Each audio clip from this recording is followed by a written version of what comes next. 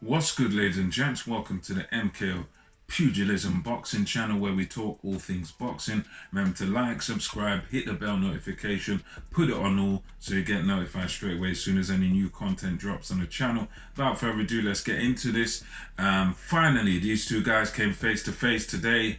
Dillian Whyte and Tyson Fury. Now, there's been a lot of controversy since this promotion started. Dillian Whyte didn't really get what he wanted. It's just a 20% flat fee from my understanding. So he hasn't been participating in any of the media obligations for this fight. The only thing we've had from Dillian Whyte has been footage of him training short segments in Portugal, what he's been doing out there. But there's been no interaction between him and Tyson Fury until today, until this afternoon. So there was a lot of anticipation, a lot of excitement around this. And I was expecting fireworks. I was expecting Tyson Fury to try and get under Dillian Whyte's skin. I was expecting them to be going back and forth, throwing words back and forth and trying to rile each other up. I was expecting an explosive press conference. That's what my thing was. That's what I was expecting. I'm sure a lot of other people were too, but much to my surprise, it was a complete and utter opposite. Tyson Fury, he was given the floor to start first. He started off respectfully, showing respect towards Dillian Whyte and saying, look, guys, I'm open to questions. We're nearly here. Saturday is coming very soon. We're nearly here. Know you've got questions. Open up the floor. Let's have it.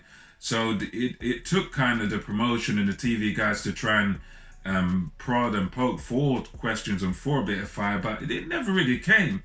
It was an interesting one because given how aggressive Dillian Whyte can be when you push his buttons, and how Tyson Fury is kind of the master of the mind games, knows how to wind people up, knows how to push the buttons, knows how to get a psychological edge.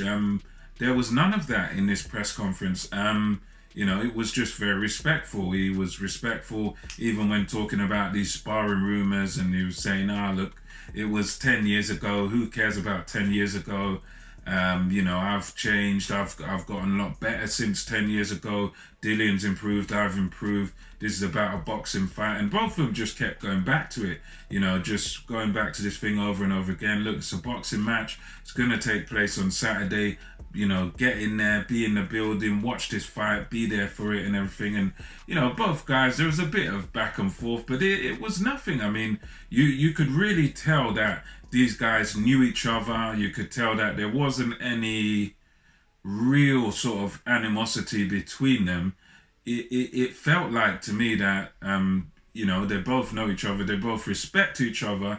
And what happens in the ring on Saturday is all about business. It's about business. It's not personal between them, but it's business. They know each other, but the knowledge that they have of each other seems to have led them to be respectful.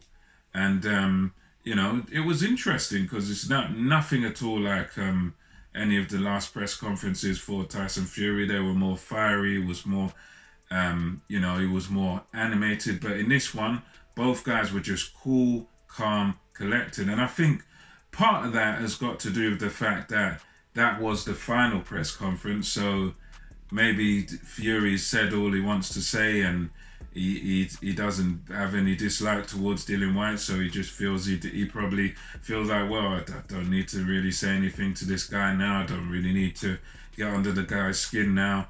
He's probably just happy that Whyte's there and it's on, and vice versa. Dillian Whyte, he just seems to say wants to get on with it, get on with the violence, as he says, get on with the fight. And both guys, they were just promising a fight, promising that this is going to be a great fight and they're going to put on a hell of a show. So that was pretty much all there was to it. I mean, the only other thing we had was at the very end of the press conference, when the talking part was done, Big John Fury caused a little bit of a ruckus on there. Nothing big, but as Tyson Fury and Dillian Whyte were supposed to face off, he stands up. He comes from the side of Tyson Fury and was basically edging his way in front of Tyson Fury and trying to sort of have an actual poke, like putting his hand out towards Dean Whyte and, you know, sort of trying to, in a way, trying to stick it on Baby Ting, trying to stick it on Dean Whyte a little bit, which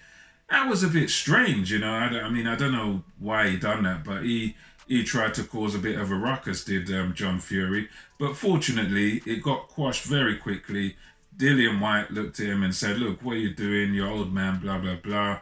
Tyson Fury controlled his dad, controlled his people, said everybody move back, everybody move back. Dillian Whyte told his people, relax, go back, go back. This is me and Tyson, we're fighting. So, yeah, it was good. It got the little ruckus between John Fury. Dean Whyte didn't seem to take it too serious anyway. But yeah, that was the only little bit of controversy, but it got quashed very, very quickly. So even in the face-off, there was a lot of respect. Dillian touching on the shoulder, Fury making a few silly faces, and that was about it really. There was nothing really to write home about in this press conference. Didn't really catch fire. There was no disrespect. It was all cool, calm, collected. So let me know what you thought about this press conference. Are there any takeaways, or is it just a case they both respect each other, they just want to get on with it, get in the ring? Anything to take away from it? Let me know your thoughts on this very respectful press conference in the comment section below. And until next time, it's MKO Pugilism, over and out.